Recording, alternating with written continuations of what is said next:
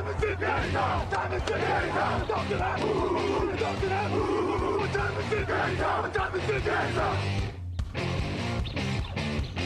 gun, Hulk left slot, Dixie left, T left, Mercedes, wide chip, Ricky, Fever left, 75, Katie, Omaha, quick, go ahead.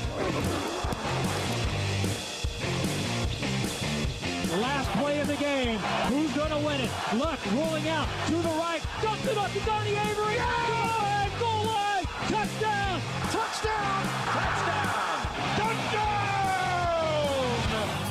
Hello, bonjour et bienvenue à tous dans l'épisode numéro 483 du podcast Jean Actu à la Matinée. Très heureux de vous retrouver pour un nouveau débrief de la saison NFL, l'avant-dernier débrief de la saison, puisque ce sont les finales de conférence. À mes côtés, Raphaël Masmejean, bonjour. Salut à tous. Lucas Vola, bonjour. Salut tout le monde, salut messieurs. 483, pas loin du 500e quand même, hein, ça approche. Ouais, et puis ça va avancer vite parce qu'il y en a 3 rien que pour la preview du Super Bowl. Donc, comme j'ai commencé à préparer les fiches, là, on va être 485. Oui, c'est ça, parce qu'il y a un draft entre les deux. Donc, 85, 6 et 7 sur la preview du Super Bowl. Donc, ouais, on s'approche de 500. Il va tomber pendant l'intersaison. Je sais pas, j'ai pas situé exactement quand. Mais... ouais, on n'a pas encore fait le programme de l'intersaison, donc je sais pas quand il va tomber, mais on verra bien. Bah, ça aurait pu être une sorte. On pourrait faire une sorte de live au printemps, à la limite. Enfin, public, je veux dire. Ouais, 500, ça se fête en tout cas. C'est vrai. Faire un 500 au printemps avec un quiz, un machin, enfin, ça pourrait être une idée. Bon, en attendant le 500e, messieurs, ça va, remis de vos émotions, un petit peu d'heure de sommeil, tout va bien? Ça va. Ouais, je sens qu'on approche de l'heure du coup de barre, donc on enregistre évidemment dès le lundi. Pendant cette fin de play-off, l'émission qui vous est proposée par notre partenaire JD Sport pour tout ce qui est sportswear, c'est-à-dire vêtements, sneakers et accessoires des plus grandes marques, mais aussi des maillots NFL, c'est chez JD Sport que ça se passe. Messieurs, on va parler évidemment de l'immense surprise Bengals au Super Bowl, des Rams qui brisent leur vilaine série face aux 49ers, mais aussi de l'actu évidemment, parce qu'il va quand même falloir dire un petit mot sur ce qui se passe avec un certain Tom Brady et quelques embauches de coach. Okay, here we go. With the first pick in the 2020 draft, the Cincinnati Bengals select Joe Burrow, quarterback, LSU.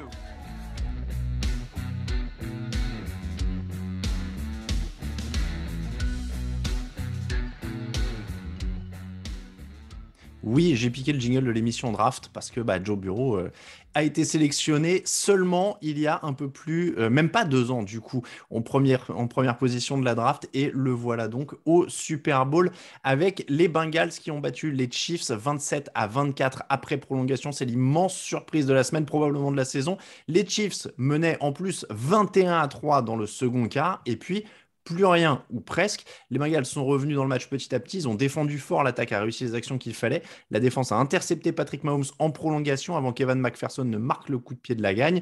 Les Bengals joueront donc le Super Bowl. Je répète cette phrase, les Bengals vont jouer le Super Bowl 2 ans après avoir sélectionné en première position de la draft. On va largement parler d'eux, mais messieurs, je ne peux pas commencer par une autre question que qu'est-ce qui est arrivé à Patrick Mahomes à partir du moment où il mène 21-3? C'est une bonne question en tout cas. Ouais.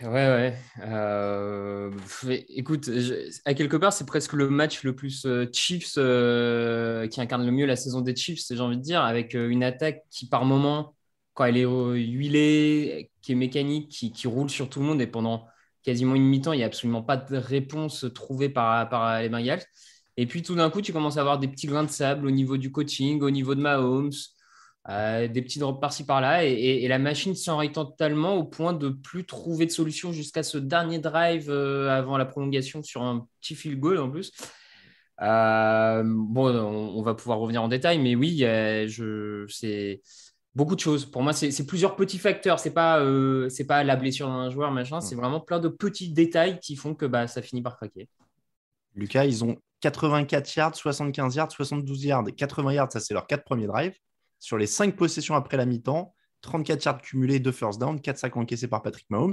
Il se réveille sur ce dernier drive qui donne le field goal qui les envoie en prolongation, alors qu'on se dit qu'en plus, ils allaient gagner sur ce drive. Ils avaient l'air d'être partis pour gagner. Qu'est-ce qui s'est passé? Est-ce qu'il n'y a pas un petit peu aussi, et je pose la question, mais un petit peu de suffisance du côté des Chiefs? Ça fait quelques années qu'on les voit souvent, et on en parlait hier, on les voit souvent partir difficilement dans les matchs, comme s'ils étaient vraiment sûrs de leur force et puis revenir. On se rappelle notamment lors de leur Super Bowl gagné. Je me rappelle aussi d'un match en playoffs face à Houston.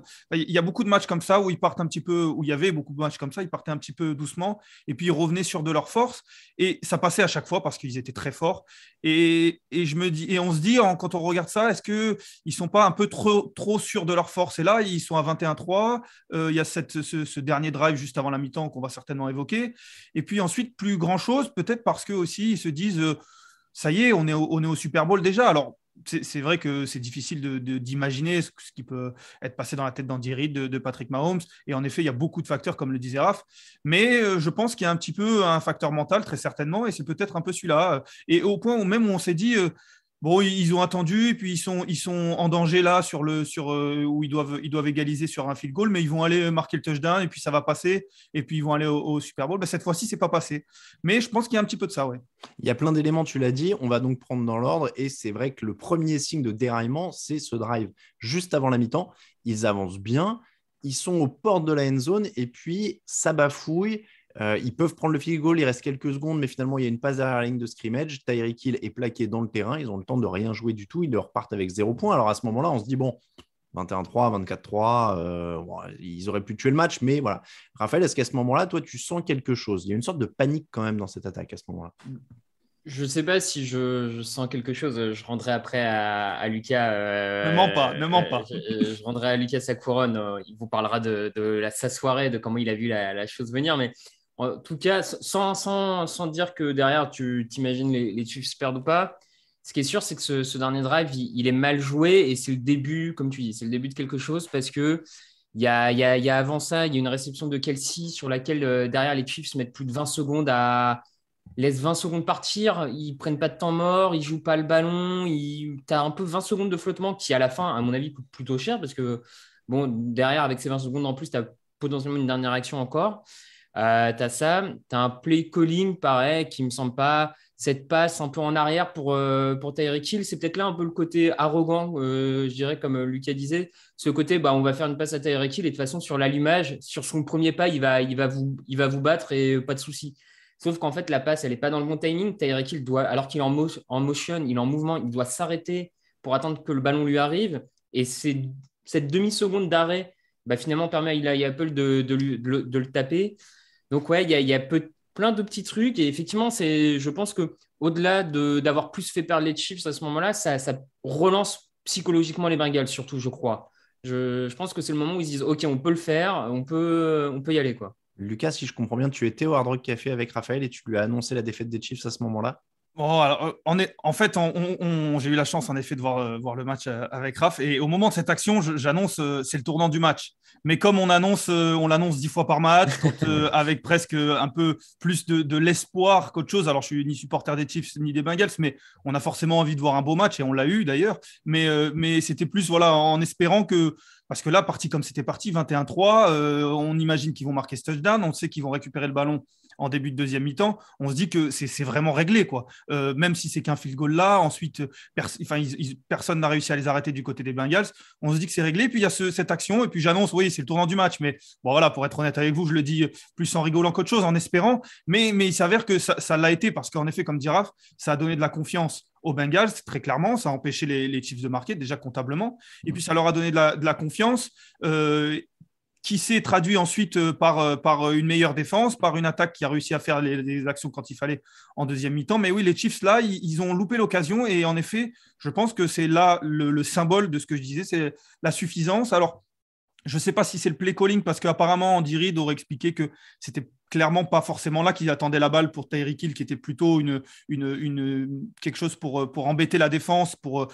Et c'est Patrick Mahomes qui aurait, alors ça on ne saura jamais, mais qui aurait plutôt un petit peu perdu dans ce qu'il avait dans la tête au niveau des temps morts, parce qu'on se rappelle qu'ils n'ont pas de temps mort, qu'il envoie à Tyreek Hill, peut-être par sécurité. Quand on est un peu perdu, on se retourne vers son joueur qui fait une première mi-temps incroyable. Il n'appelle pas un quatrième temps mort d'ailleurs dans la foulée? Oui, un temps mort dans le vide. Et on s'est demandé d'ailleurs si c'était plus pour embrouiller ou si en effet il pensait qu'il y avait un temps mort, mais en effet il appelle un quatrième temps mort, et c'est bien la preuve qu'il est un petit peu, il ne sait pas exactement ce qui se passe, ou en tout cas il est un petit peu perdu, ce qui est rare de lui, et là il commence à avoir les premiers signes, et c'est vraiment le symbole de, oui, peut-être un petit peu de gourmandise qui après va se retourner contre eux. ça finit en effet par être un tournant du match, puisque derrière, en deuxième mi-temps, ils font punt, punt, interception, punt, punt, field goal et interception du coup en prolongation. L'évaluation de Patrick Mahomes, je crois que c'est plus de 140 en première mi-temps et 0 en deuxième mi-temps. Il faut quand même parler de la défense des Bengals parce que ça ne se fait pas tout seul quand même d'avoir des Chiefs dans cet état-là en deuxième mi-temps. Ils ont fait un très bon travail. Est-ce qu'il y a eu des ajustements particuliers qui vous ont marqué, notamment peut-être un peu plus de passage en homme à homme et je ne sais plus quel… il y a un defensive back des Bengals qui a donné une interview où il disait qu'ils avaient un peu plus déguisé leurs alignements. Leur couverture, ouais. Ils jouaient un peu plus avec une cover one masquée. Et effectivement, il y a eu ces ajustements-là. On nous l'a fait, plusieurs l'ont remarqué après le match. Et quand tu re-regardes un peu le film du match, tu t'en rends compte. C'est vrai qu'aussi, ils ont complètement changé de quasiment sur 45% des snaps en deuxième mi-temps. Ils se mettent à jouer avec 8 joueurs en couverture et seulement 3 linemen défensifs pour rusher sur Patrick Mahomes. Ils arrivent à mettre la pression avec seulement 3 joueurs et ça te permet d'avoir quand même 8 joueurs pour couvrir. Donc quasiment, tu es presque pas loin d'avoir 2 joueurs par cible, on va dire, pour essayer de bloquer Mahomes sur 45% des snaps et ça fait la différence. Il y a aussi des cornerbacks peut-être un peu plus agressifs. Il y a un Jesse Bates qui fait un super match, le safety. Super match. Donc, ouais, il y a clairement des ajustements à la mi-temps. Et c'est là où aussi, et à quelque part, c'est là où les Bengals gagnent ce match. Et c'est peut-être la plus grosse surprise à mon sens, c'est que finalement, ils battent en partie les Chiefs sur le coaching. C'est que Andy Reid, de son côté, et Bieniemy ne trouvent pas la solution pour contrer ça.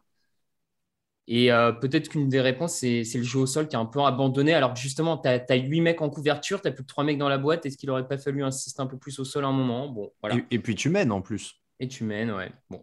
Donc tu n'as pas de raison d'abandonner le sol, a priori. Luc a débordé dans le coaching, les Chiefs.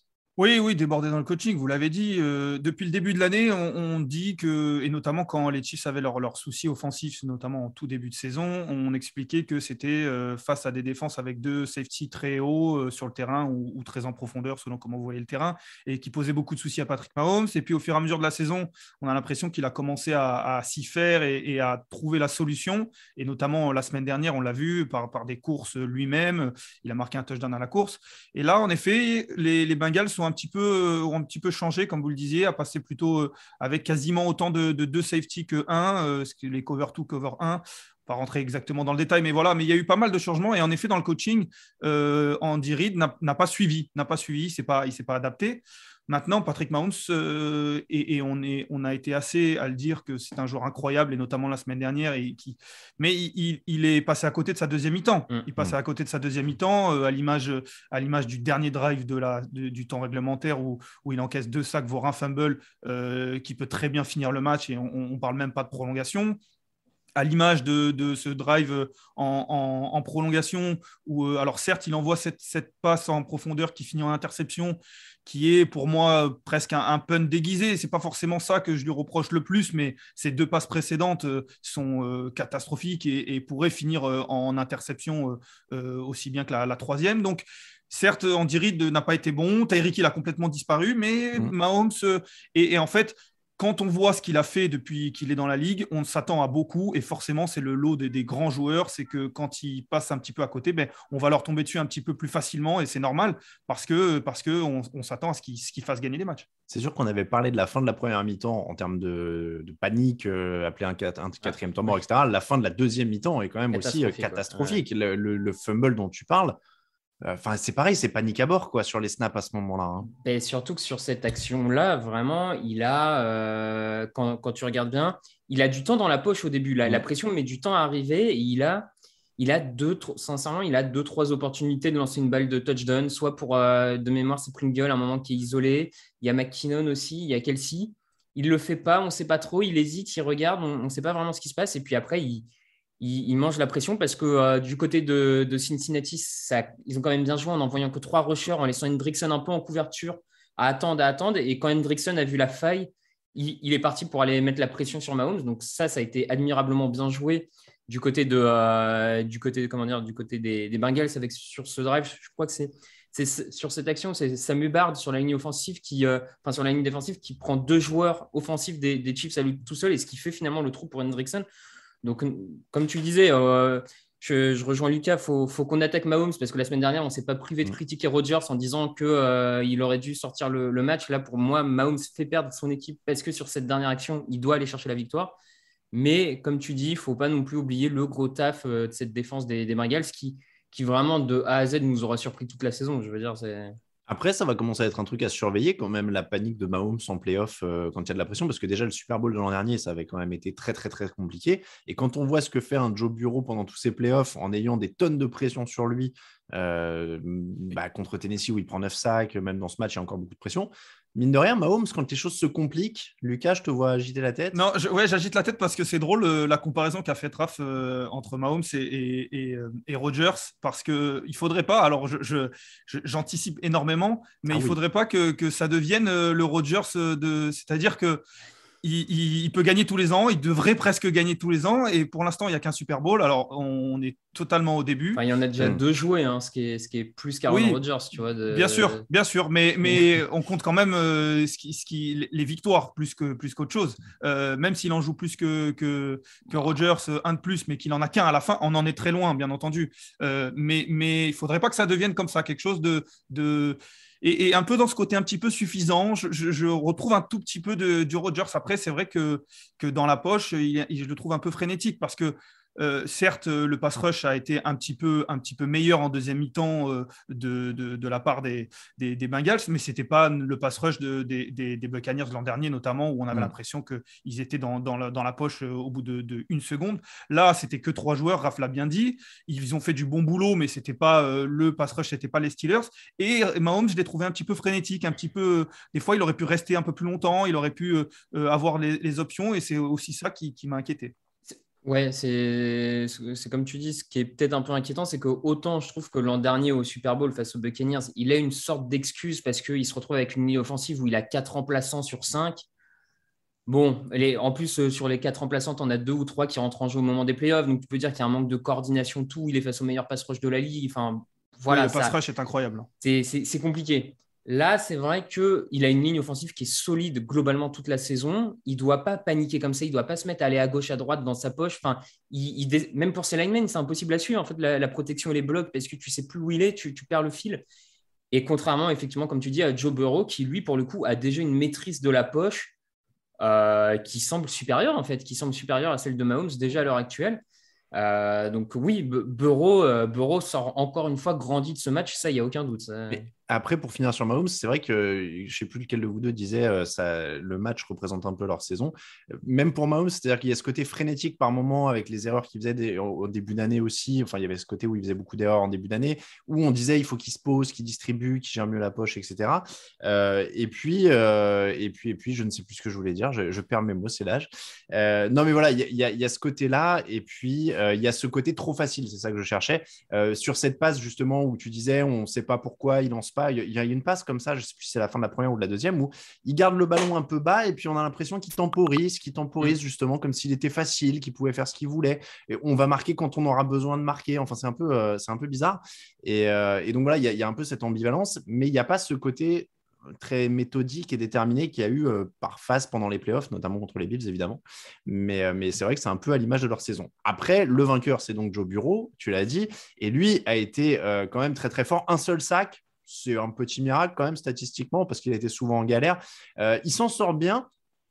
C'est une équipe qui garde des difficultés dans la red zone quand même, messieurs, et qui s'en sort bien parce que la défense aussi fait un super boulot. Est-ce que c'est une victoire défensive d'ailleurs ou est-ce que c'est une victoire offensive pour on n'est pas obligé de la classer, mais l'attaque ne m'a pas impressionné non plus totalement. Oui, pour moi, c'est une victoire défensive.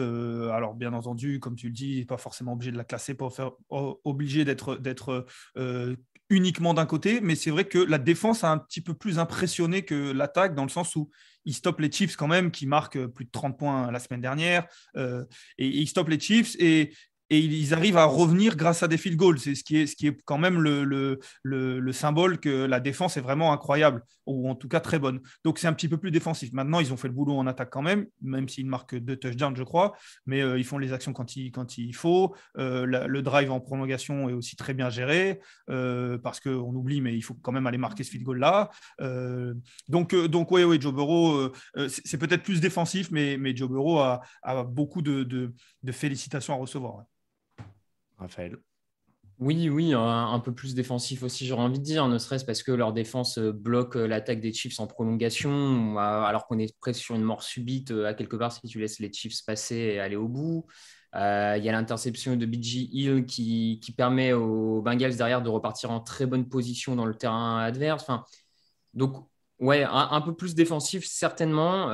Puis, de mémoire, du coup, les Chiefs marquent à peu près une dizaine de points de moins que d'habitude. Donc, forcément, mettre les Chiefs sous la barre des 30 points, c'est une performance en soi depuis 3 ans. Donc, défensif. Mais comme tu dis, l'attaque n'a pas été impressionnante. Mais ce que j'ai trouvé quand même pas mal, c'est que au début, ils ont eu du mal à trouver Chase. Ils ont réussi à trouver Higgins pour se sortir un peu, pour commencer un peu à sortir du truc. Ils ont eu quelques plays intéressants vers Mixon et Perrine, leurs coureurs, notamment en sortie de backfield. Et puis après, c'est là où tu dis qu'ils ont quand même eu la main verte avec le choix Burrow et Chase, parce que leur talent a fini par faire la différence. Il y a un moment où en fait la défense des Chiefs n'a pas pu tenir tout le match Ja'Marr Chase, et Ja'Marr Chase a fini par sortir de sa boîte, et pour moi c'est sur sa réception de touchdown où là où tu vois c'est que Burrow il lance la balle pour Chase, la réception elle est contestée parce que le défenseur est sur lui, elle n'est pas particulièrement bien placée, mais Burrow se dit bah voilà, j'ai un receveur numéro 1 et je lui fais confiance, et c'est à lui de faire le taf. Il le fait, et avec ce duo-là, ils peuvent espérer. Et de toute façon, Burrow l'a dit, on n'est pas là pour être des underdogs, on y croit. Donc, ils ont raison. Après, là où tu as raison, évidemment, quand je disais ils n'ont pas été impressionnants, ce n'était pas forcément péjoratif. Hein, c'est juste que non, mais ils n'ont pas déroulé. Je suis d'accord. Hein. Mais clairement, après, là où tu as raison, c'est que leurs stars ont fait la différence à un moment. Ce ballon sur Chase, il est évident. C'est mon receveur numéro 1 étant un contre 1, je lui fais confiance. Il fait la différence, il est plus costaud, il est plus talentueux, etc. Et puis Joe Burrow, mine de rien, fait la différence, pas toujours avec son bras, mais avec des first down qu'il va chercher au sol incroyables. Ouais, ça, c'est miraculeux même parfois. Ah ouais, ça c'était incroyable. Et puis, je pense qu'en effet, une des leçons quand même de ce match, c'est que Zach Taylor a su trouver d'autres solutions, parce que 6 réceptions pour T. Higgins, Joe Mixon qui a 21 courses et 3 réceptions, les first down au sol pour Joe Burrow. Donc, c'est pas impressionnant, mais après, ça ne veut pas dire que c'est pas rassurant sur certains points. Ils ont trouvé des solutions avec leurs stars, in fine avec les stars, mais en ayant eu d'autres solutions pendant le match pour faire vivre l'attaque. Oui, il y a ce touchdown aussi pour Perrine sur une screen pass qui est très bien appelée et qui finit, alors je ne sais plus combien de yards, mais beaucoup de yards, voire même plus, je pense, c'est en première mi-temps, qui fait du bien aussi ce touchdown, parce que si je ne me trompe pas… Non, Perrine, c'est 41. 41 yards, voilà. Donc c'est en deuxième plutôt, puisque du coup, il y a 21-3 à la mi-temps. Mais il fait vraiment du bien. Et en effet, je te rejoins, c'est Zach Taylor, sur qui on a quand même souvent tapé et qui s'impose pas comme le meilleur coach de la ligue. Mais s'ils en sont là, c'est aussi grâce à lui, certainement, et notamment dans ce match-là. En effet, après, c'est vrai que les stars font du bien. On en parlait hier, mais Ja'Marr Chase, il a été doublé quasiment tout le match. Et je me disais… Certes, il est doublé. Certes, c'est très difficile de faire quelque chose quand on est doublé. Mais quand on est un très grand joueur et qu'on aspire à être une énorme star, comme Ja'Marr Chase l'est déjà et aspire à l'être, il faut trouver des solutions pour avoir de l'impact, même quand toute la défense est sur lui. Et là, pour le coup, en première mi-temps, il ne l'a pas eu. Et il a réussi à la trouver en deuxième mi-temps. Et c'est ça qui est incroyable. Parce qu'il y a ce touchdown, vous l'avez dit, il y a aussi des conversions, enfin des first down récupérés à la passe, quand Burrow arrive à sortir, voilà, il y a cette alchimie, et il a réussi à avoir de l'impact, même en étant très surveillé, ce qui est très fort, ce que Tyreek Hill arrive à faire notamment, et ce qui met Ja'Marr Chase déjà dans une catégorie très haute, et qui permet notamment aux Bengals d'arriver au Super Bowl. Moi, ce que ce match me fait dire, c'est quand Burrow va être bien protégé, ça va être un carnage. Ça peut être un carnage, surtout que moi je trouve qu'il progresse vraiment de semaine en semaine, parce que la semaine dernière en divisional, quand ils battent les Titans, malgré les 9 sacs pris, on s'était fait la remarque qu'il y avait des sacs qui étaient vraiment pour lui parce qu'il attendait trop, il ne se débarrassait pas de la balle. Et on se disait, c'est quand même dommage, il faut qu'il apprenne à ne pas prendre de sacs de 10 yards et à plutôt se débarrasser de la balle. Bah, hier, c'est ce qu'il a fait. Hier, dès que vraiment c'était impossible de s'enfuir, il lâchait la balle. Il prenait la passe incomplète plutôt que la perte de 10 yards. Et voilà, j'ai l'impression que tu vois un quarterback qui a fait au final quoi? Il avait fait 6 matchs en saison rookie, peut-être, avant de Oui, se 6-7, blesser. ouais, Ouais, quelque chose comme ça, 6-7. ouais. Donc au final, il est à peine une saison et demie et il progresse encore. Il progresse pendant les playoffs. Donc oui, tu te dis que si tu continues de renforcer l'équipe de manière sérieuse à Cincinnati, l'avenir peut être sympa, même si après on sait que des fois il y a des équipes qui font une perce une année et puis ça. Mais bon. 10 matchs l'an dernier, petite correction, Lucas. Oui, pour revenir à ce que disait Raph, en effet, il progresse. Et ce qui est aussi à mettre au crédit du coaching, parce que c'est le genre de choses qui doivent être coachées, qui doivent être discutées entre les coachs, le coordinateur offensif, le coach des quarterbacks. Voilà, Burrow, vous le disiez, c'est simplement un sophomore. Il doit être coaché, il doit progresser. Et il le fait lui-même parce que c'est un grand joueur, mais il est aussi entouré de bons coachs, certainement, qui lui permettent d'être coaché. Donc, pour revenir à votre point, c'est aussi une victoire du coaching. Je termine avec les Bengals, donc sur ce que je disais un peu en début, 1 sur 4 dans la red zone. Ça reste quand même un de leurs problèmes de ces playoffs. Je mords un petit peu d'avance, vous vous doutez bien que j'en parlerai dans la preview du Super Bowl qu'on va faire la semaine prochaine, qui sera en 3 épisodes, je vous le dis d'avance. Mais on peut pas, il n'y a pas à épiloguer là-dessus, mais c'est un problème. Oui, c'est un problème. Sans aller trop loin non plus dans votre preview de la semaine prochaine, l'avantage, c'est que les Rams ne sont pas non plus les meilleurs cette saison dans la red zone. Donc, on pourrait avoir un match avec quelques field goals. Mais là, sur ce match, c'est quoi? C'est le manque de solution au sol? C'est que Chase est doublé dans la end zone? C'est quoi?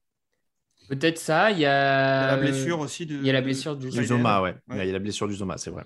Un tight end, ça manque aussi pas mal. Il y a un peu de ça. Je trouve qu'il y a aussi peut-être des fois un peu de... Pas de crainte, mais pas l'envie de perdre le ballon et de pas capitaliser sur la belle avancée qui fait que j'ai trouvé que, notamment en 3e tentative, des fois le play calling était un peu timide avec une petite passe, une petite screen pass et c'est pas grave, on prend juste 5-6 yards et on prend pas trop de risques parce qu'on va mettre au moins quelques points.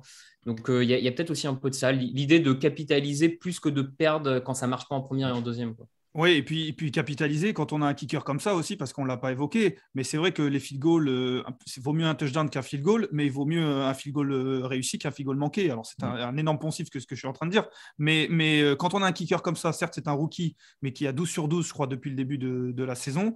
Dans ce match-là, il fait énormément de bien. Et voilà, sans anticiper sur la suite, mais il pourrait faire énormément de bien au Super Bowl. Clairement, gros coup de chapeau à Evan McPherson, qui est kicker rookie incroyable depuis le début de ces playoffs. On termine avec un mot pour les perdants. Quelle priorité pour les Chiefs à l'intersaison?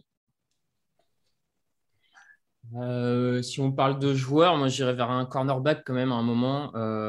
Ça fait 2-3 ans qu'ils prennent leur cornerback au 3e, 4e, 5e tour. Je pense que voilà, quand tu affrontes des Chase, des machins, c'est bien d'avoir un mec, d'essayer de te trouver ton Ramsey, quoi.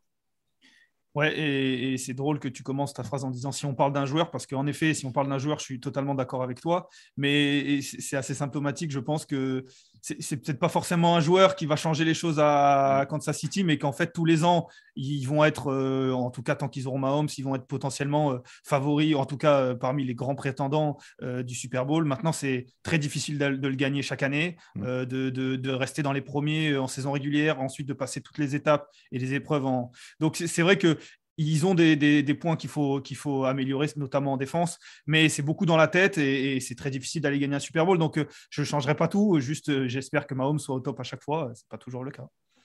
Peut-être un peu de coaching. Est-ce que Steve Spagnuolo peut pas être remis un peu en cause? Parce que la défense n'est jamais brillante. Elle vit par les turnovers, mais elle n'est jamais extra. Peut-être que ça peut faire un peu de bien, un peu de sang frais dans le coaching et pas rester qu'entre vase clos, les mêmes idées depuis 4-5 ans et apporter un peu de nouveauté. Ça peut les aider aussi. Pour les Bengals, la suite, ce sera donc le Super Bowl et ça fait toujours aussi bizarre de le dire. Hey, Kurt Warner here. Hi to everybody at the Touchdown Podcast.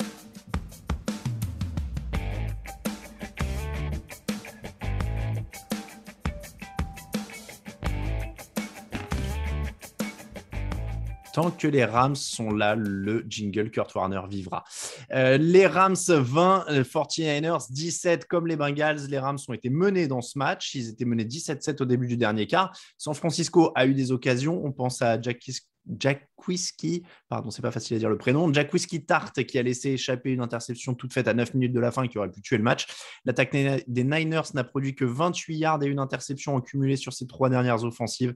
Est-ce que cette défaite est pour Jimmy Garoppolo et pour l'attaque? Parce qu'on savait qu'on allait parler de Jimmy Garoppolo dans ce débrief. Oui, forcément, on va parler de Jimmy Garoppolo. Est-ce que c'est pour lui c'est quarterback d'une attaque qui n'avance pas, donc forcément, il est coupable, entre guillemets. Maintenant, il y a d'autres choses. Le jeu au sol a été quasiment inexistant. Ça a été très compliqué d'instaurer ce jeu au sol. Oui, c'est toujours le débat avec Garoppolo. Il leur fait pas gagner le match, ça c'est sûr. Est-ce qu'il leur fait perdre? C'est toujours la question. J'arrive pas. Il fait pas un grand match. Il fait un moins bon match que Stafford en tout cas. Raphaël, est-ce qu'on est trop dur avec Jimmy Garoppolo? On est trop dur avec Jimmy Garoppolo. Je sais pas. Non, on n'est pas trop dur, je crois pas. On voit ses limites. C'est pas un mauvais quarterback. Il a une capacité à notamment chercher les zones intermédiaires, le milieu de terrain, à faire des lancers assez risqués là-dedans, mais qui marchent quand même et qui font avancer son équipe. Donc voilà, mais après, oui, il n'a pas cette capacité quand ça se passe mal, à pouvoir à aller plus loin, peut-être, j'ai envie de dire. Il fait encore quelques lancers un peu surpuissants, sous-puissants, un peu ce qu'on veut. Bon, voilà, je crois que c'est le Jimmy Garoppolo auquel on s'attendait. Tu le dis. En fait, tu le dis très bien.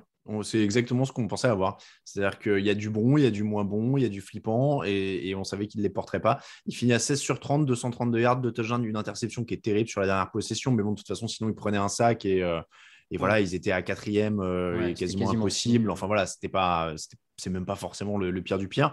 Mais c'est vrai que ça s'inscrit dans la performance globale d'une attaque qui a que 24 minutes de possession, qui gagne que 282 yards. Donc forcément, ça te porte rarement à la victoire en finale de conférence ces derniers temps. Les Rams sont restés dans ce match parce que l'attaque des 49ers ferme jamais la porte, quoi. Oui, ils doivent plier ce match. Maintenant, ils ont gagné ce match-là. Ils ont gagné de la même manière la semaine dernière face à Green Bay, en effet, et vous l'aviez dit, parce que Green Bay aussi a fait en sorte que les 49ers soient toujours dans le match. Là, ça a été l'inverse, et l'attaque n'a pas en effet fini ce match-là. Ils ont 10 points d'avance, même au début du 4e quart-temps, je crois. Ils sont encore à 10 points d'avance au moment où Stafford récupère ce ballon. Donc, c'est vrai que ils auraient dû, mais bon, ça c'est un petit peu le lot de tous les matchs entre les 49ers et les Rams. Dès qu'il y a une équipe qui est devant, on a l'impression que c'est celle qui va perdre. Mais là encore, on en revient à ce qu'on savait sur les Niners, c'est-à-dire qu'on savait que ça passerait pas 4 matchs comme ça. Ça semblait difficile. Ça semblait difficile de pouvoir passer 4 matchs comme ça parce qu'il y avait ces petites lacunes offensives qui n'ont pas été aidées là pour le coup par Kyle Shanahan. J'ai trouvé qu'il y a peut-être aussi des fois manqué un peu d'allant. Il y a notamment 3 fois les 49ers punt alors qu'ils sont dans les 45 yards des Rams. Ils sont dans cette position du terrain où tu es milieu de terrain, où est-ce que tu risques vraiment plus à la tenter? Bon, bref, ça reste un choix, mais dans l'ensemble du week-end, on n'a pas eu du coaching très audacieux. Non. Sur ce match notamment. La peur de perdre. Clairement. Ouais. Mais sur ce match, de toute façon, c'était annoncé. On est quand même sur 2 des meilleurs entraîneurs de la ligue, on peut le dire. McVay fait 2 Super Bowls en 4 ans. Shanahan est approuvé. Mais on n'est quand même pas sur 2 des entraîneurs les plus audacieux et on est plus sur les 2 les plus conservateurs quand même. Et notamment, Raph le disait, il y a cette 4e tentative où McVay prend un challenge. Alors là, en plus, on pourra en parler peut-être, mais qui est très contestable, qui est perdu, il perd un temps mort. Et là, il y a une 4e et 1, je crois. Sean McVay, Kyle Shanahan met son attaque sur le terrain. On se dit peut-être qu'il va la jouer, c'est très surprenant, mais peut-être qu'il va la jouer, et puis il la joue pas. Et en fait, on se dit mais non, ils vont rester dans ce côté conservateur. C'est le côté conservateur qui l'a amené jusque-là. On se rappelle du dernier match de saison régulière. On l'avait dit, il a été très conservateur et ça lui avait réussi. En puntant en toute fin de match, alors qu'il aurait pu continuer, finalement, ça l'avait réussi. Là, ça réussit pas. C'est vrai que dans cette NFL moderne, peut-être que, notamment avec cette attaque-là qui n'avance pas de manière constante, un peu plus d'audace n'aurait pas été de tout refus. Vas-y, Raphaël. Non, mais c'est ça. Puis, comme tu disais, là, sur la série de 4 matchs, ils finissent aussi un peu par craquer à cause de leur backfield défensif. On le savait, on le sentait un peu sous-dimensionné, un peu moins fort que le reste de l'équipe. Et là, ça finit par craquer. Ils ne sont pas aidés en plus sur ce match par leurs safety qui, d'habitude, sont plutôt bons et que là, passent un peu à côté. Je pense notamment à Tart qui rate une interception qui peut clairement être un sacré tournant dans ce match et remettre complètement les 49ers dedans. Donc, ouais, tous ces petits défauts ont fini par ressortir parce que 4 matchs, c'était peut-être un peu trop, clairement. Alors, pour revenir sur l'attaque des 49ers, c'est pour dédouaner un petit peu Jimmy Garoppolo. Moi, j'ai l'impression quand même beaucoup qu'à un moment, c'est Deebo Samuel et les autres. C'est-à-dire qu'il y a 7 courses pour 26 yards, il y a 4 réceptions pour 72 yards d'un touchdown. J'ai l'impression qu'il est là, et tant mieux, qu'il réponde présent dans les moments chauds. Mais il n'y a pas le gros jeu au sol des 49ers, alors qu'eux aussi, même d'ailleurs, on parlait de Kansas City qui n'a pas couru assez. Là, c'est peut-être quand même plus une question d'avoir été neutralisé. C'est-à-dire que les Rams le défendent bien, il y a 2 yards et demi par course. C'est pas faute d'avoir essayé. Oui. Et puis on l'a dit, les 49ers sans jeu au sol, ça ne devient, enfin c'est plus les 49ers qui sont arrivés jusque-là. En effet, et puis comme tu le dis, Deebo Samuel est incroyable. Après, ils sont dans le match, ils perdent sur un field goal à la fin. Je veux dire, ils sont dans le match, ils sont devant, ils font des erreurs. En face, les Rams sont meilleurs quand il faut, mais ils sont dans le match. Deebo Samuel les a portés, on en parlait ensemble, mais ce joueur est incroyable. Il marque un touchdown qui est du coup une passe lancée par Garoppolo, mais qui peut remercier vraiment Samuel parce que il fait, je crois que c'est 44 yards ou quelque chose comme ça. Il a des actions incroyables. Et moi, pendant ce match-là, je me disais, les Rams sont un petit peu en dedans, ils se font avoir sur l'agressivité. On le sait que ça a été quelque chose d'un petit peu latent toute la saison pour Los Angeles. L'agressivité, j'avais l'impression que quand il y avait un yard à gagner, il tombait plutôt du côté des 49ers, mais c'était plutôt en début de match. Et en effet, ça a commencé à basculer et le momentum avec. Et ils n'ont pas réussi à garder cette agressivité et quand on a une attaque un petit peu plus en difficulté, ça se paye cash. Mais tu vois, moi, c'est là où je reproche aux Niners de ne pas avoir réussi à tuer le match. C'est-à-dire que tu le dis, le yard, il tombait de leur côté. Les Rams sont quand même en panique sur les temps morts. Ça fait n'importe quoi. Ils attaquent le dernier quart sans temps mort. Enfin, tu sens qu'il y a quand même des signes, comme tu dis, qui font que les Rams sont en dedans, quoi. En fait, il n'y a que 17-7 au début du dernier quart. Et tu te dis que ils auraient peut-être pu les achever plus tôt. Et en effet, quand tu as une équipe avec autant de stars en face, il y a bien un moment où les mecs vont se réveiller un peu, ou en tout cas vont aller au bout. Et c'est ce qui est arrivé aux 49ers. Et c'est pour ça que je ne vais pas dire qu'ils l'ont perdu, parce que j'aime pas ce truc-là. C'est l'équipe qui a gagné va le chercher à chaque fois. Mais voilà, il y a occasion manquée quand même, quoi. Mon avis, ils auront des regrets, ouais.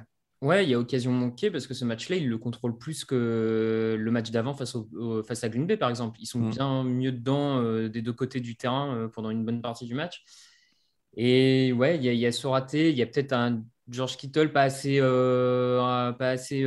prépondérant dans l'attaque aussi sur ce match. Alors, c'est toujours compliqué parce qu'il a forcément été bien mieux suivi que à d'autres occasions. Mais ouais, il y a plein de petites choses. Et puis après, on tombe aussi sur la différence de talent à un moment. Enfin, je veux dire, c'est pas non plus.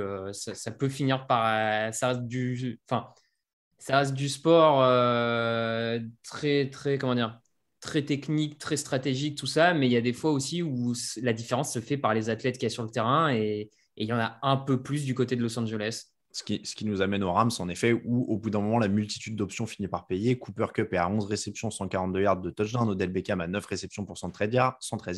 Kendall Blanton sur 5 réceptions d'un peu de nulle part. Et puis Matthew Stafford, donc 31 sur 45, 337 yards, 2 touchdowns, 1 interception. Il a été à la hauteur, Matt Stafford, quand même, pour cette finale de conférence, même s'il y a quelques ratés. Ouais, il a été bon même. Je trouve que c'est typiquement le genre de match qui prouve que, et si on avait besoin d'une confirmation, mais qui prouve que ce trade a payé. Certes, il y a cette interception en tout début de match qui est un petit peu pour lui. La passe n'est pas très bonne, mais derrière, il fait un très bon match. Et surtout qu'à l'inverse d'un Garoppolo, on ne l'a pas tout à fait évoqué, mais Garoppolo a été très bien protégé face à une grande partie du match, face à Aaron Donald, Von Miller et tout ça. Il a été très bien protégé. Stafford, ça a été quand même le contraire, ce qui va être inquiétant, et je vous laisserai peut-être l'évoquer dans les previews, mais il a été très mal protégé dans ce match-là. Il a quand même réussi à sortir des actions très bonnes. Il y a un touchdown qu'il doit lancer à son tight end, dont je ne me risquerai pas de citer le nom, mais qui drop complètement dans la end zone tout seul, ou un receveur. C'est un receveur. C'est un receveur des équipes spéciales. C'est pour ça qu'ils sont sur les équipes spéciales en général.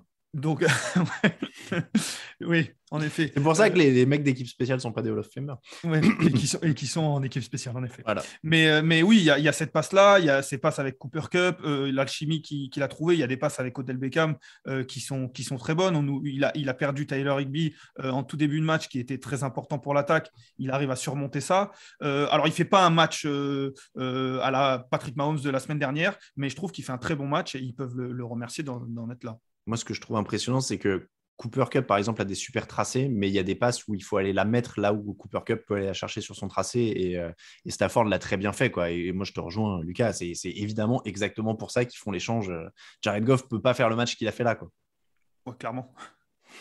Raphaël. Convaincu, parce que tu as eu des doutes sur Matt Stafford pendant l'année. Non, mais je suis pas plus convaincu dans le sens que pour moi, c'est un peu toujours le même Stafford au final. Il a ce bras, il a cette capacité à effectivement aller chercher des super passes, ses receveurs sur le tracé. Après, je trouve qu'il y a encore beaucoup de déchets dans son jeu mais il en aura toujours. Il ne le gommera pas en fait. Il est ce qu'il est et voilà, point. Enfin, donc les Rams sont considérés, et à juste titre, que c'était une meilleure option que Goff, et ça, il n'y a pas débat, on est tous d'accord.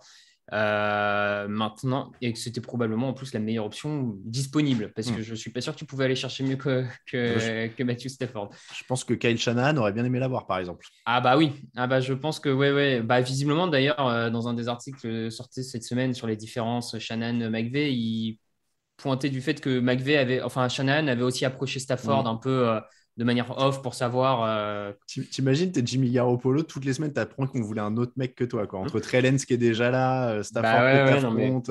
Rogers qui apparemment. Ouais, c'est ça. Bon, je suis pas surpris. Mais donc, oui, non, je suis convaincu dans le sens que je vois ce qu'il peut leur apporter, je vois aussi ce qu'il peut leur coûter. Voilà, ça sera comme ça.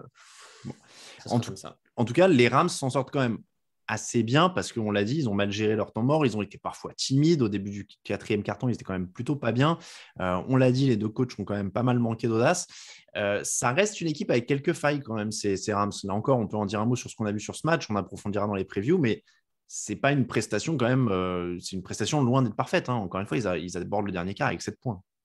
Oui, le jeu au sol a été encore une fois relativement inexistant ou très peu présent, ce qui donne une attaque assez unidimensionnelle. Et c'est vrai qu'un Cooper Kupp ne peut pas tout faire tout le temps. La ligne défensive, j'en ai parlé, qu'on attendait incroyable, a été quand même bien maîtrisée durant une bonne partie du match. On a très peu vu Von Miller. Aaron Donald a sorti les actions qu'il fallait, mais en toute fin de match. La ligne offensive a été dominée. En effet, il y a quelques lacunes qui peuvent donner des espoirs aux Bengals. Après, voilà, ça a été surmonté, mais c'est vrai que tout n'a pas été parfait. Ouais, oui, non, tout n'a pas été parfait, effectivement. Comme cette saison, à part en tout début de saison où c'était presque parfait, sinon, globalement, ça a toujours été bon, voire très bon, mais pas parfait en tout cas. Là où je trouve quand même, malgré tout, dans ce match, ce match, et j'ai même envie d'élargir au playoff, pour moi, il y a quand même une bonne dynamique. C'est la capacité des Rams là, à aller chercher des remplaçants qui sont importants dans le match, enfin qui ont un impact sur le match. Tu en as parlé, il y a Blayton dans le tight end qui remplace Higbee, qui sort quand même de nulle part, qui était à 37 yards de réception cette saison avant les playoffs et qui là, depuis 2 matchs, sort de sa boîte. Il y a le safety Nick Scott, pareil, qui était remplaçant en début de saison et qui fait des jeux hyper importants depuis le début des playoffs. Et là, notamment, il a un jeu où c'est lui qui met le gros carton sur Samuel Debo sur une 3e tentative, alors que le receveur va faire la réception et c'est lui qui force le punt. Et mine de rien, Eric Weddle, qui revient de nulle part, qui fait 9 plaquages sur ce match. Donc, ils ont cette capacité-là depuis 2-3 matchs à sortir des joueurs qu'on n'attendait pas. Et du coup, c'est des joueurs que tu n'attendais pas en plus de leur star qui sont en train d'avoir de l'impact. Donc là, je me dis qu'en termes d'effectifs, de globalité d'effectifs, c'est quand même une sacrée dynamique. Quand tu es capable d'aller chercher tes 2e, 3e joueurs sur chacun des postes qui font la différence, c'est pas mal. T'imagines Eric Weddle qui était à la retraite il y a 3 semaines ou un mois là, et qui il va aller chercher une bague. Leur meilleur plaqueur de la finale de conférence. Visiblement, il devait continuer à bien s'entraîner quand même. Hein, oui, comme ça. A priori, ouais. A priori, je pense qu'il faisait un peu de cardio à minima là quand même. Parce qu'en effet, il fait 9 plaquages, mais il a ce plaquage-là justement juste avant cette 4e et 1. Il a un énorme plaquage sur une course qui doit finir en first down. Ouais. Il est là, donc ouais, il a été important. Bon, les 49ers sont en vacances, c'est la fin de Jimmy Garoppolo, mais il lui reste une année de contrat. C'est la fin. À San Francisco, oui. Mais à San Francisco, oui. Oui, non, pour le reste de sa vie, sauf si Shanahan. Alors, non, mais sauf si Shanahan veut faire comme Rodgers et laisser Lance 2 ans sur le banc. Mais moi, il y a pas mal d'équipes qui pourraient aller chercher un Garoppolo. Hein. Bah oui. Il est titulaire en NFL à l'heure actuelle. Oui. Ah, oui. On en parlera peut-être, mais du côté des Buccaneers, il va falloir un quarterback. Et je pense que Garoppolo est meilleur que ce qu'il y a là actuellement. Du côté de, alors après, on verra à la draft, mais du côté de Pittsburgh, il faut qu'il soit avec un très bon coach. Mike Tomlin peut l'être. Hein. Mais au final, c'est vrai que s'il ne trouve pas que Trey Lance est la solution, enfin, en tout cas, pour l'année prochaine, c'est pas impossible qu'il rate Garoppolo. C'est ça. Après, la question, c'est de savoir comment Shanahan évalue Lance après une saison. Tu vois, est-ce qu'il considère qu'il lui faut encore du temps sur le banc et voilà, ou non, c'est pas la peine. Et dans ce cas-là, par contre, s'il considère que Lance est prêt, je vois pas comment Garoppolo peut rester sur le banc. Ah oui, là, oui. Surtout à 24 millions. Hein. Je pense que ça fait un très beau banc. Où est-ce qu'on renforce ailleurs, si on met de côté cette question du quarterback? Du côté du backfield défensif, Raph l'a évoqué, mais je pense que c'est la priorité. Ils l'ont essayé, ils ont essayé notamment durant la saison. Je pense que ça va être la priorité. Les news. Live from Studio 3C and Rockefeller Center, this is Today in New York. J'aurais même pas dû mettre le jingle, j'ai pris cette petite voix et puis on aurait pu enchaîner. Il y a de l'actu, oui, il y a des grosses actus. Alors une petite, éventuellement. On aurait bien aimé que ce soit confirmé pour pouvoir vraiment sortir l'artillerie lourde. Hein. Donc là, on l'a gardé en fin d'émission. Hein. On se le garde sous le coude. Je pense qu'on est d'accord, messieurs, qu'au moment où ce sera officialisé, il faudra peut-être faire un live Twitch à minima, voire une émission spéciale podcast aussi, voire les deux en même temps. Je ne sais pas trop, mais il va falloir sortir ça. Tom Brady prendrait sa retraite. C'est ce qu'annonce ESPN samedi soir, autour de 20h30 heure française. Je m'en rappelle, j'étais dans mon canapé comme ça, et puis j'ai vu une notification et je me suis mis à courir jusqu'à l'ordinateur le plus proche. Donc Tom Brady prendrait sa retraite, sauf que comme c'était Adam Schefter qui l'annonçait, on se disait ça va être confirmé quelques minutes après, comme en général à chaque fois qu'Adam Schefter tweet un truc. Sauf que non, Tom Brady fait durer le suspense et on allume des contre-feux un petit peu dans son entourage. Le papa dit que la décision n'est pas prise. On a fait fuiter au Tampa Bay Times qu'il aurait dit aux Buccaneers qu'il n'avait pas pris de décision, etc., etc. Alors, moi, je me suis déjà exprimé dans le fauteuil, donc je vais laisser les gens tranquilles. Donc, je vais m'en remettre à vous deux. On ne va pas épiloguer 10 ans, de toute façon, parce que c'est une information qui sort. Tom Brady à la retraite, ça semble fait. Ça semble plus qu'être une question de timing et d'annonce. Oui, je pense qu'il y a une question de timing, il y a une question d'argent, il y a une question d'annonce, il y a une question d'ego aussi sur le fait qu'il voulait gérer son timing et il n'a peut-être pas eu l'occasion de le faire. Alors du coup, il essaye de reprendre en main le calendrier, comme on dit. Mais en effet, je pense que c'est plus qu'une question de temps. Et pour répondre à ta question initiale, je pense qu'il faut faire quelque chose. Oui, je pense qu'il ne reste plus beaucoup de joueurs qui étaient en NFL au moment où le podcast a commencé. Hein. Ça doit être un des derniers.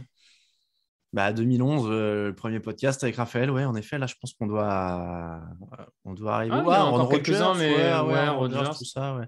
Jason Pierre-Paul. Jason Pierre-Paul, ouais. Je pense au début du site, sinon, parce que le site a commencé sur la saison 2007-2008. Ouais, là, par contre. Ouais, là, c'est... en même temps, si on prend ça comme ça, Tom Brady gagne son premier Super Bowl, j'étais en seconde ou en première, je ne sais plus. Je pense qu'il y a beaucoup de gens qui sont on nés va pas te faire l'offense de dire où on était nous. Hein. Voilà, j'allais dire, il y a beaucoup de gens qui sont nés dans l'intervalle quasiment, donc ça commence à remonter. Non mais bon, voilà, je pense qu'on a l'air tous d'accord que c'est le timing et qu'il n'est pas content de s'être fait griller la politesse, quoi. Ouais, j'ai du mal à voir Schefter sortir un truc comme ça sans en être... un tel truc sans avoir un minimum de certitude sur ce qui sort.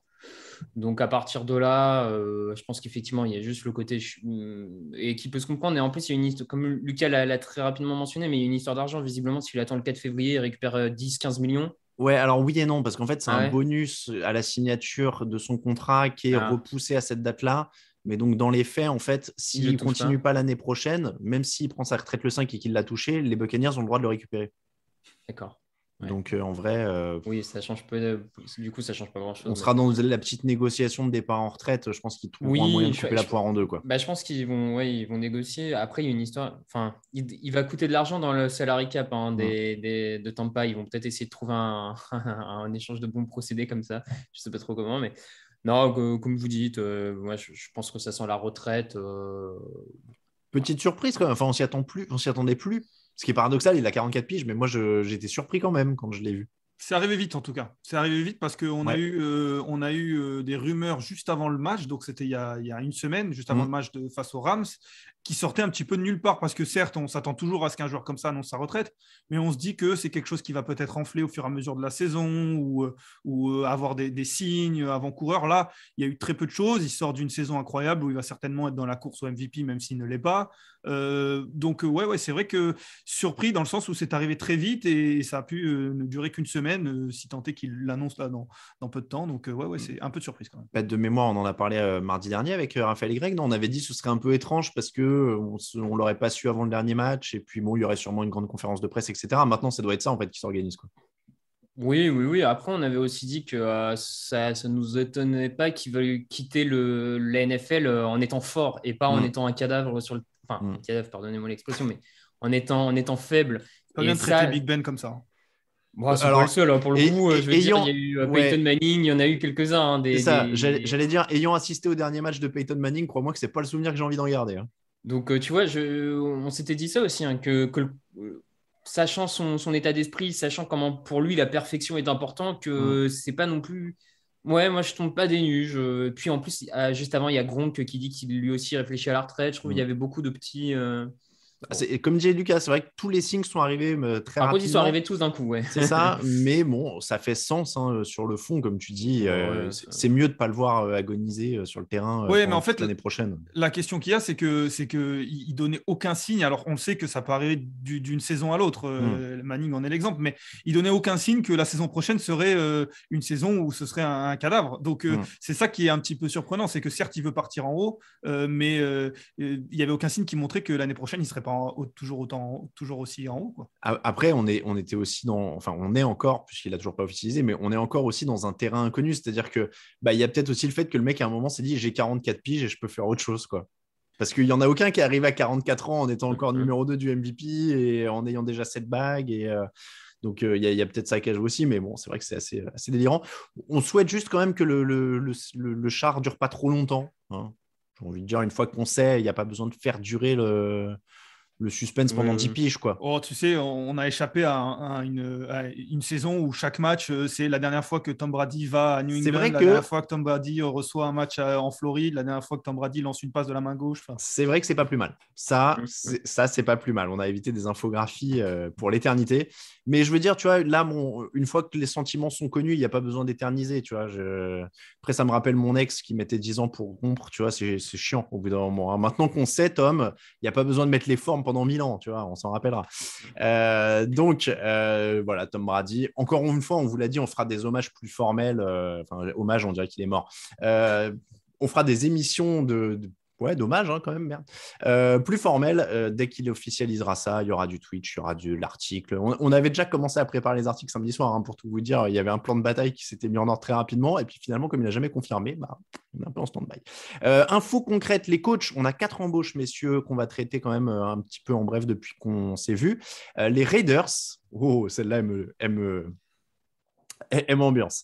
Les Raiders ont donc embauché Josh McDaniels, coordinateur offensif des Patriots, qui n'avait pas multiplié les entretiens. C'est-à-dire qu'on a vu des mecs faire des entretiens partout. Là, visiblement, les Raiders voulaient McDaniels. Ils sont allés chercher McDaniels parce qu'ils se sont dit qu'un mec comme ça, avec un sens de la relation humaine si développé qu'il a pu le montrer ces dernières années à Denver, à Indianapolis et tout ça, c'était idéal pour mener une équipe qui est basée à Las Vegas. Alors, on va pas déconner. Sportivement, est-ce que c'est bien pour l'attaque de Derek Carr? Pourquoi pas. Malgré les quelques défauts que McDaniels peut avoir, globalement, l'attaque des Patriots a toujours eu un niveau plancher très correct. Moi, je pense qu'il peut faire du bien à Derek Carr, qui peut faire avancer cette attaque. Hunter Renfrow, à mon avis, va être parti pour une saison à 2 milliards parce qu'un petit receveur blanc chez McDaniel, c'est souvent un gage de grande qualité. Il va l'appeler Julian, il va s'en foutre, ouais. Tu vois, il va être sur le banc et faire Julian, tu vois là-bas. Voilà, donc non, moi je suis intrigué, je suis intéressé. En tout cas, je pars pas. Je pense pas que c'est panique à bord comme certains ont l'air d'avoir peur et je peux comprendre parce que Après, j'allais te dire, je troll et je suis médisant et je rigole. En vrai, il a entraîné les Broncos en 2009 et 2010. Ça a été une catastrophe humainement. Il y avait des conflits dans l'effectif, etc., etc. C'était il y a 12 ans. C'est ça. En 12 ans, les gens peuvent changer. Ils peuvent changer d'image aussi. Demander à Ben Roethlisberger et Kobe Bryant. Donc voilà, on peut se refaire. Peut-être que c'est un nouvel homme. Et puis, ça s'est peut-être très mal passé avec les personnes qu'il y avait à Denver. Oui, c'est ça. Oui, Ça aussi. peut être 50% de sa faute, 50% de la faute de. Bah, en fait, C'est vrai. ça va être le test là. On sait que ce genre d'entraîneur, ils n'ont pas beaucoup de chance. Il en a eu une, il est passé à côté, il a eu la chance de retourner à New England pour se refaire, entre guillemets. Il va en avoir une deuxième. À mon avis, on n'est pas loin de la dernière si ça ne marche pas. Je suis en train de réaliser, c'est avec Jay Cutler qui s'est clashé à Denver, non, à l'époque. C'était Jay Cutler et Ouais. Brandon Marshall, les deux stars Ouais, maison, ouais, non c'était Ouais. Cutler. Oui, ouais. donc au final, voilà. C'est Au vrai, final, que bon, ça- on va c'est vrai laisser qu'avec le recul, on parlait de 10-12 ans de recul. un peu Ouais, de bénéfice du doute. ça... ça met Il les a demandé choses à en Jay Cutler perspective. de mettre la tenue. Jay Cutler a dit non, je finis ma clope, tu vois. Enfin, genre, je veux dire, Ça met, c'est. ça met les choses en perspective. Brandon Marshall qui co-anime les émissions d'Antonio Brown aussi en ce moment, hein. Je tiens à dire, je tiens à dire quand même. Bon, Mais en tout cas, il faut après, voir oui. qui vont avoir en défense aussi. Oui, mais ce qui est bien, c'est que c'est un choix. Comme tu l'as dit, c'est quelque chose qu'ils avaient ciblé, qu'ils avaient imaginé, qu'ils ont réussi à avoir. C'est pas un deuxième choix, un troisième choix comme ça peut arriver parfois. C'est un choix. Maintenant, ce qui va être payant ou pas, on va voir. Mais bon, en tout cas, on a vu ce qu'il avait réussi à s'adapter avec Cam Newton. Il avait réussi à s'adapter avec Matt Jones. C'est pas une mauvaise chose pour Derek Carr, en effet. Bon, S'il a envie de garder Derek Carr. Vous voyez, on en rigolait, mais finalement, ça n'a pas l'air si mal, cette embauche des Raiders. Donc, de Josh McDaniels. Tu le disais, il y a des équipes qui ont un deuxième, un troisième, un quatrième choix. Alors, les Bears, les Broncos, les Giants dont on va parler, ils ont pris une grande casquette. Ils ont mis des noms, Matt Eberflus, Nathaniel Hackett, Brian Daboll, Dan Quinn, etc. Et ils ont tourné, ils les ont tous vus, ils ont tiré un nom du chapeau. Alors, ça donne Matt Eberflus qui va aux Bears, coordinateur défensif des Colts, qui va aux Bears. Je me demande si dans l'émission, on n'avait pas dit, ce serait plus, je crois que c'était avec Victor quand on parlait un peu des postes libres, ce serait pas mal d'avoir un coach offensif pour Justin Fields et de trouver un coordinateur défensif de qualité. Bon, eux, ils ont pris le chemin inverse. Oui, c'était ensemble en effet dans une podcast preview. Ah, c'était avec toi ? Oui, on avait imaginé quel type ou quel genre de coach et on s'était dit en effet offensif. Avec le risque de se dire que si on prend un coach offensif, la défense qui avait été bonne, notamment grâce à Matt Nagy, pourrait descendre un petit peu. Moi, j'ai toujours, alors je ne sais pas exactement si c'est le cas de Matt Eberflus, mais j'ai toujours un peu une question quand on m'apprend que le coach a été signé parce que, ou juste avant d'aller faire une deuxième interview dans une autre équipe. Et c'est justement, je parlais de choix, j'ai toujours le truc de me dire, est-ce que c'est pas un petit peu précipité ? Là, je sais pas si c'est son cas là, mais je sais que ça l'a été pour 2-3 noms dont on va parler, mais peut-être que Eberflus allait à voir, je sais pas. Ouais, pareil, je sais pas. Il a fait des choses correctes à Indianapolis, mais c'était pas flamboyant. Bon, il récupère une bonne défense, ça devrait pas trop baisser le niveau. Après, moi, ça m'embête plus pour Justin Fields. Je suis pas sûr que c'était. Parce que j'ai peur que tu arrives dans ce mécanisme. Eberflus, il va choisir un coordinateur offensif. Si le mec arrive à faire briller Justin Fields, il peut déjà être machin. Et Justin Fields, il peut se retrouver 3 ans, 3 coordinateurs offensifs. Voilà, moi, je suis pas là-dessus. Je suis pas hyper serein pour Fields. On verra. Les deux autres équipes ont fait donc l'inverse. Ils ont déjà plus ou moins un quarterback, mais pas vraiment bon. Alors, eux, ils ont pris un coordinateur offensif. Donc, c'est les Broncos avec Nathaniel Hackett, coordinateur offensif des Packers. Alors, on est d'accord que c'est vraiment juste pour essayer d'attirer Aaron Rodgers ou J'espère pas, parce que ce serait scandaleux de signer quelqu'un. Alors après, peut-être qu'il aura donné l'assurance qui viendrait, j'en doute, mais... Bon, alors sinon, Nathaniel Hackett, moi c'est ce que j'ai dit dans le fauteuil pour le coup, c'est que pour moi, ça ne change pas grand-chose du coup, parce que il a toujours Teddy Bridgewater, quoi. C'est lui qui est coordinateur offensif quand les Jaguars vont en finale de conf. J'ai un doute. C'est peut-être pas une. Je vais vérifier ça. En tout cas, il est avec Blake Bortles. Oui, je pense que c'est assez... En tout cas, c'est lui qui avait été choisi pour développer Blake Bortles. Voilà. Il y a eu une belle. Il est coordinateur offensif des Jaguars en effet 2016. Il a une belle saison. Il y a une belle saison avec Blake Bortles. Donc, il sait faire des choses avec des cas désespérés si jamais Aaron Rodgers ne vient pas. Après, ouais, je suis pas. Je sais pas. Franchement, j'attends de voir pour le coup. Moi, j'ai peur que, on en avait parlé justement à ce moment-là, Alain, c'est que j'ai peur qu'ils prennent un coordinateur offensif ou quelqu'un de basé sur l'attaque pour développer les quarterbacks, mais que malheureusement, il ne pourra pas faire grand-chose parce que vu ce qu'il a, il faudrait être un magicien et qu'à l'inverse, la défense baisse un petit peu de niveau parce que Vic Fangio, il a pas mal de défauts, mais il a toujours eu une défense très solide et certes, il avait les joueurs pour, mais il avait aussi le schéma pour et que là, peut-être qu'il perd sur tous les niveaux. À voir, encore une fois, on est sur des supputations, mais ça pourrait être le cas. Et puis donc le dernier, comme Nathaniel Hackett, il a rencontré à peu près toutes les équipes. En fait, je crois qu'on est vraiment les 3 seules personnes liées au football américain qu'ils n'aient pas rencontré, ces mecs-là, ces 2 dernières semaines. Moi, je l'ai vu. Tu l'as vu? Ah bah voilà, tu vois. Bon. Mais il ne m'a pas convaincu. Bon, Brian Daboll, coordinateur offensif des Bills, donc devient le coach des Giants. Ils ont mis une superbe vidéo en ligne aujourd'hui où on le voit arriver au centre d'entraînement dans un pick-up gigantesque dont il descend habillé en costume cravate, on dirait un avocat. Donc, c'est très, très, très contraste cette arrivée. Je ne sais pas si c'était scripté ou pas. Bref, Brian Daboll, donc lui, il a développé Josh Allen. Donc, évidemment, peut-il faire exactement la même chose avec Daniel Jones? J'arrive même pas à finir la phrase. Oh. Ouais, bon, écoute, on verra s'il arrive à faire quelque chose de Daniel Jones. Sur le papier, c'est forcément c'était un des coordinateurs offensifs les plus demandés. Donc, sur le papier, ça peut être la bonne pioche pour New York, tellement de gens voulaient recruter Daboll. Ce que j'aime bien dans son parcours, c'est qu'il a coaché avec beaucoup de coachs. Il a été coordinateur offensif de beaucoup d'head coach. Enfin, il ne vient pas d'une seule école, d'un seul modèle, il a été chez les Patriots, il a fait avec Mangini, il a fait avec Sporano, bon, pas que des franches réussites, mais McDermott. Non, mais tu vois, je veux dire, du coup, je pense qu'il a peut-être aussi appris à prendre un peu ce qu'il y avait de mieux chez chacun et pas. Nick Saban aussi. Nick Saban. Non, mais voilà, je me dis que ce parcours très varié peut peut-être être intéressant. Je suis en train de vérifier. Ah non, c'est avec Roméo Crennel. Parce que j'ai vu qu'il était passé aux Chiefs, mais ce n'était pas encore avec Andy Reid. C'était Roméo Crennel. Il est depuis 2018 à Buffalo, donc il a beaucoup suivi Sean McDermott. Après, je ne sais pas pour toi, Lucas, mais c'est vrai que là, on en revient à la même question. C'est le matos, quoi. Oui. Il va pas avoir grand-chose. Après, c'est vrai que voilà, ça peut être le genre de coach qui influe une dynamique, une identité. Je pense que ça va être sa première mission, plus que de gagner des matchs, parce qu'en effet, ça va être compliqué, mais ça va être d'influer une identité, quelque chose sur lesquels se baser, bien drafté, ce qui n'est pas toujours évident, mais et se reposer sur ça. Et je rejoins Raph, notamment l'identité.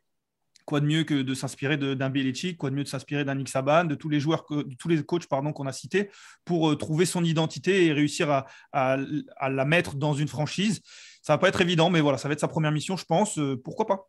Bon, en tout cas, les coachs, évidemment, toujours, on vous donne des avis très subjectifs. C'est très, très dur à lire tant qu'on ne va pas voir sur le terrain au niveau du coaching. Surtout là pour, non, j'allais dire 4, mais donc 3, dont c'est le premier poste. Eberflus, Hackett, Daboll et Daniels, donc qui revient à un poste de head coach 12 ans après la fin de son expérience avec les Broncos, qui avait duré donc 1 an et demi quand même pour McDaniels. Mais encore une fois, 12 ans après, avec beaucoup d'expérience chez les Patriots. Il reste quelles équipes il reste les Vikings, Saints, les Saints, les Texans, les Jaguars. Et vous me posez une colle. Les Vikings, les Vikings. Les Vikings, ils ont parlé à Jim Harbaugh, ils sont chauds. Ouais. Bah, pourquoi pas? C'est un Mike Zimmer meilleur, peut-être? Ah ouais, quand même. Oui, non, mais c'est dans le même. Je sais pas. Moi, j'ai un petit faible pour Jim Harbaugh. Je suis pas moi aussi, je ne vais pas mentir. Le top flop.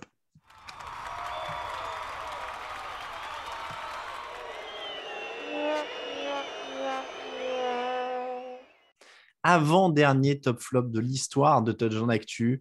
Change.org/non à Raphaël et ses plans machiavéliques. Je vous rappelle pour signer la pétition pour sauver le top flop. Le top flop de la semaine, Raphaël. Ouais, pardon. Mon top, les comment dire pardon, j'en perds mes mots, désolé, c'est la fatigue. La stratégie de Les Snead, le GM des Rams, validée. On l'a toujours dit, on s'en est jamais caché, notamment avec Alain, d'être des partisans de les choix de draft, ça ne sert à rien, même si bien sûr c'est plus compliqué que ça, bien entendu. On sait bien que pour construire un roster de 53 joueurs, tu ne peux pas le faire qu'à la free agency, il n'y a pas de problème. Mais voilà, ils ont vu une fenêtre de tir ouverte, ils ont pris tout ce qu'ils pouvaient essayer de prendre, quitte à se mettre un peu en difficulté pour l'avenir, mais les fenêtres de tir sont tellement courtes en NFL que ça se tente. Et je ne suis pas mécontent de voir que cette stratégie-là est récompensée.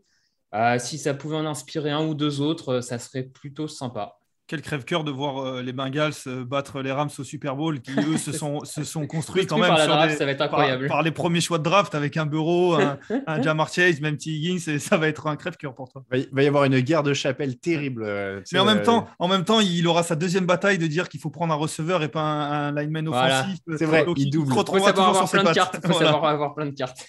Il a déjà des tweets prêts, tu sais, avec marqué. J'ai vu passer un Penny Sewell, il peut pas faire ça. Et l'autre, ce sera vos choix de draft, ils auraient pu faire ça. Avec deux, trois petites punchlines sur les quatrièmes tentatives pendant le match, et puis on a le bingo Raphaël. C'est ça. Ah ouais, on va faire des bingos de la rédactée. On peut faire, ouais. Lucas, ton top. Moi, du coup, c'est toujours chez les Rams, mais c'est Cooper Kupp. On en a parlé et je ne cesserai de dire qu'il fait une saison incroyable. On a parlé de Stafford qui a été très bon, mais tu disais, Alain, sans Cooper Kupp, il serait pas là. Il fait un match incroyable, des troisièmes tentatives importantes, 2 touchdowns. Il marche sur l'eau et s'ils en sont là, ils peuvent lui dire un grand merci. Bon, 100% Rams pour les tops. J'avais Odell Beckham quand même. Dont on pouvait douter après l'expérience Brands, et il s'avère que tout était de la faute de Baker Mayfield. Et peut-être de la ville de Cleveland aussi. Voilà, problème réglé. Odell Beckham a plus de 100 yards en finale de conférence, donc que voulez-vous, il faut s'incliner. Il a fait un très bon match. Le flop, Raphaël. Le flop, Patrick Mahomes. Moi, je considère que Will Play Call n'a pas été bon, tout ça, du côté des Chiefs, mais que la balle de match, il l'a dans les mains et qu'un quarterback de son statut doit la transformer, surtout quand il a autant de facilité, en fait. Donc, il passe à côté de quelque chose d'assez énorme en allant 3 fois de suite au Super Bowl. Voilà, ça tombe sur lui cette semaine. Ça ne veut pas dire que l'avenir est sombre, mais ça veut juste dire que là, c'est sa faute. Lucas. Moi, j'ai le même du coup. Alors, je vais pas vous mentir, j'étais déjà dans le futur. Je pensais pas qu'on allait faire les tops et les flops. Et du coup, j'en ai pas préparé. Et pendant qu'on parlait, je me suis imaginé Patrick Mahomes. Et puis Raph m'a pris la main. Donc, je suis totalement d'accord avec lui. C'était mon flop comme ça que j'avais sur le fil. Moi, je vous fais le duo. J'avais mis Andy Reid comme ça.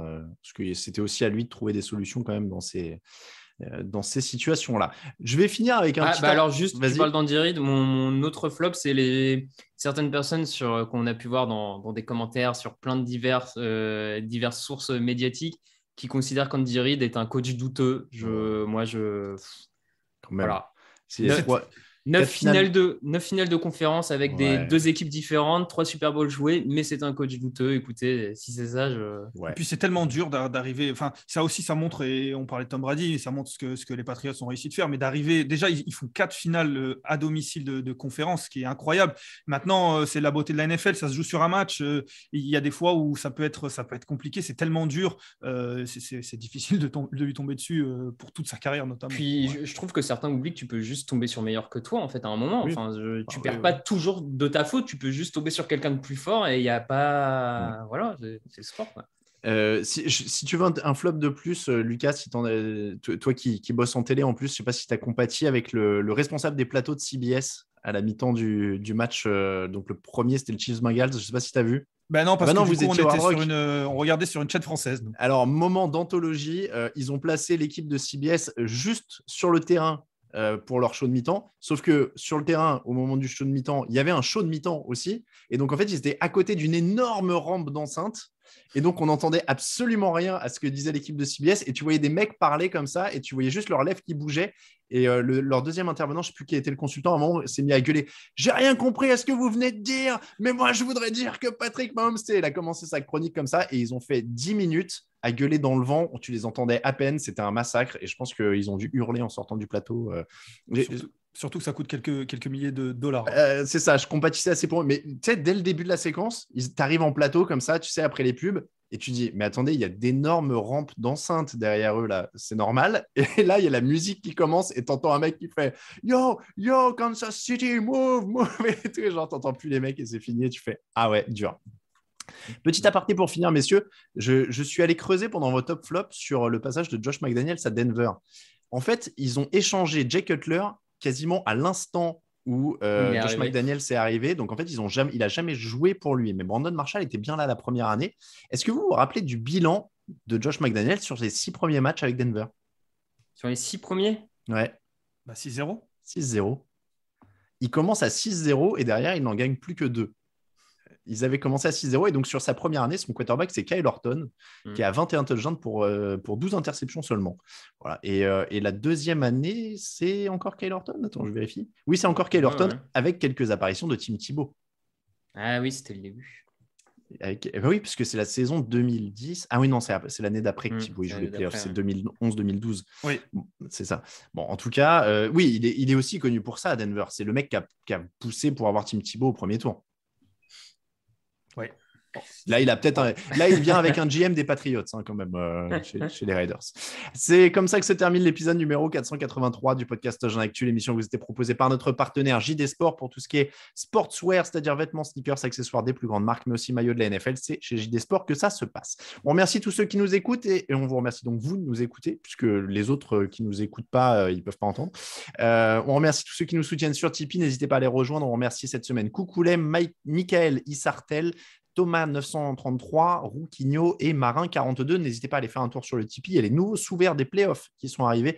Ils remplacent les sous-verts playoffs de janvier. J'ai dit playoffs 2 fois.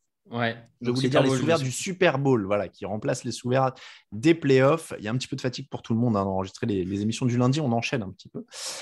Donc, pour nous suivre, Twitter @TDActu, Facebook @TDActu, Instagram @JeanActu, les réseaux sociaux perso @Elvola pour Lucas, @Raphaël_TDA pour Raphaël et @Alain Mattei pour moi-même, touchdownactu.com, tdactu.com pour le site. Abonnez-vous bien à la chaîne Twitch aussi, twitch.tv/tdactu. N'hésitez pas à vous abonner à la chaîne parce qu'il va y avoir des lives cette semaine. Très, très gros programme. Je ne vais pas vous tout faire à l'oral, mais je vous invite à aller sur le site. Il y a la liste de tout ce qu'on va faire. Il y aura un live ce mercredi sur Twitch, un live ce jeudi sur Twitch. Il y aura le fauteuil dimanche, toujours sur Twitch. Il y aura 3 podcasts pour le début de la semaine prochaine, donc 3 podcasts de preview. Encore un live Twitch avec un quiz le mercredi 9. Encore un live Twitch en direct de Los Angeles, parce que c'est la dernière fois qu'on parle à Lucas en direct de France, au fait. Oui, je serai sur Twitch dans la semaine, mais après direction Los Angeles. Il faut que j'apprenne à parler anglais d'ici une semaine, ça va être short. Ouais, pour passer la douane, attention. Ouais. Ça rigole pas, les douanes américaines. Avant de vous quitter quand même, messieurs, parce que vous ne serez pas dans la preview, un petit mot prono. C'est dur, hyper là, prématuré à quasiment 2 semaines du match. Qui va gagner le Super Bowl? Ça tease la preview de la semaine prochaine. C'est facile. Allez, les Rams. Sans aucun argument pour l'instant, je vous le dis. Je vais aller aussi sur les Rams à l'expérience. Et bien voilà, vous aurez tous les détails dans les previews la semaine prochaine. Entre-temps, il y aura un épisode draft, plein de live Twitch. On se retrouve aussi sur le site. Merci beaucoup, Raphaël. Merci beaucoup, Lucas. À bientôt, tout le monde. Ciao, ciao. Les meilleures analyses, fromage et jeux de mots. Tout sur le foutu est en TDActu. Le mardi, le jeudi, tel gâteau risotto. Les meilleures recettes en TDActu. Fumble pour JJ Watt, Bismuth pour Marshall Lynch. Trocage Global Beckham, Tom Brady quarterback. Calé sur le fauteuil, option Madame Irma. À la fin on compte les points et on finit.